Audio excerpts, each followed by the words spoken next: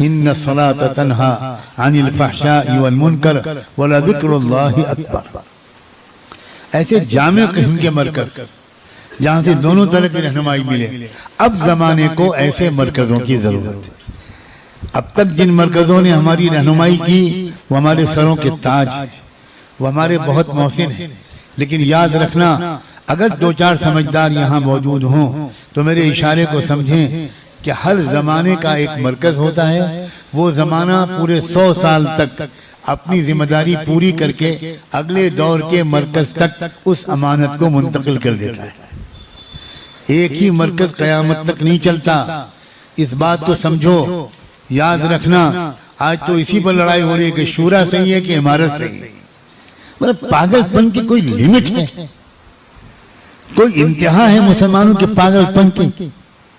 दो पार्टियां बन गई, कांग्रेस और बीजेपी की तरह, एक दूसरे के खिलाफ बातें करना। मस्जिदों में ये ऐलान कि यहाँ शूरा वाली जमात नहीं ठहरेगी, मस्जिदों में ये ऐलान कि यहाँ इमारत वाली जमात नहीं ठहरेगी। मुसलमानों, कितने टुकड़ों में बांटोगे तुम उम्मत मुस्लिमा को? कितने टुकड़ों में बांटोगे इस्लाम?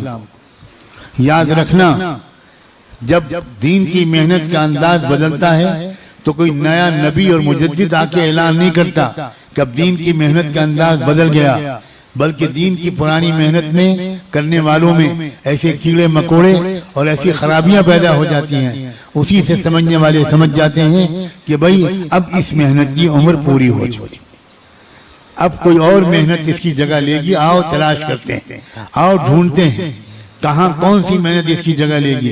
क्योंकि सरकार दो आलम की उम्मत दीन की मेहनत के बगैर तो नहीं रहेगी, ये तो पक्की बात है। लेकिन एक ही मेहनत कयामत तक के लिए कबूल कभी नहीं होती। एक जमाना था हजरत शाह वलीउल्लाह का नाम था, आज लोग ढूंढने निकलते हैं कि हजरत शाह वलीउल्लाह का मरकज कहाँ था।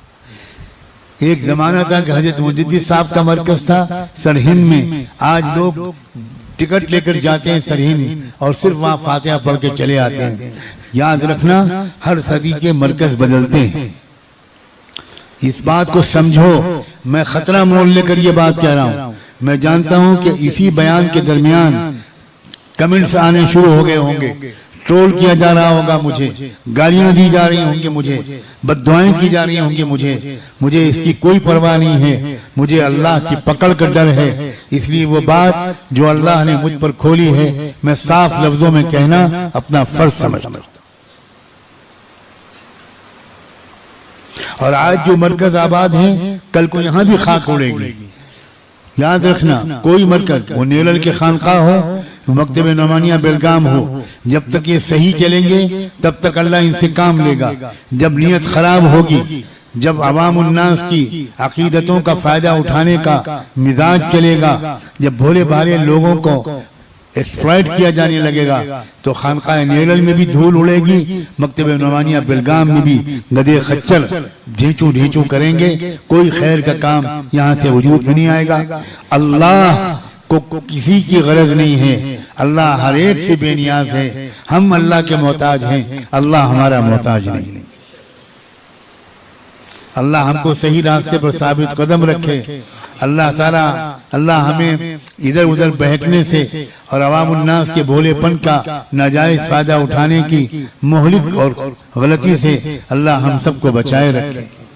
आपका फर्ज है समझदारों का कि आप करीब से रहकर जिंदगियों को देखें। मैं साफ लफ्जों में दावत देता हूँ, आप मेरी बातों को सुनकर मेरे मुतक़िद न बने, मेरे साथ रहें, रातों को तन्हाइयों में मेरे साथ रहें, सफर और हज़र में मेरे साथ रहें, दिन रात की फिक्रों को देखें, किन फिक्रों को लेकर मैं चल रहा हूँ। मुझे ये भी नहीं मालूम अब जिंदगी के कितने हफ्ते और महीने बाकी हैं। मैं आपसे कहता हूँ अब भी खुली किताब की तरह मेरी जिंदगी का मुताला करें और देखें कि क्या इस बंदे का साथ लगना क्या सही रहेगा, अल्लाह की रिजा का बाइस बनेगा। इसको मजबूत करना, इसकी मदद करना, इसकी नुसरत करना क्या मुनासिब रहेगा। रमजान की 27वीं शब में मैं अल्लाह को गवाह बनाकर अपनी जिंदगी को पेश कर रहा हूँ। खुदा के बंदो, मैंने अपनी बात पूरी कह दी, इससे ज्यादा मैं नहीं समझता कि और मुझे क्या कहना चाहिए।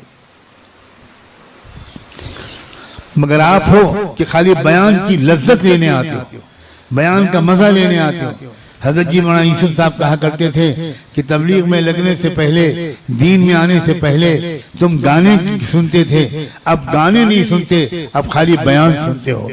वो भी कानों की अय्याशी थी और ये भी कानों की अय्याशी है। सुनना मकसूद नहीं है भाई, समिअना व अताना, इस्माऊ व अतीऊ। मकसूद यह है कि जो जो कहा जाए उस पर अमल करना।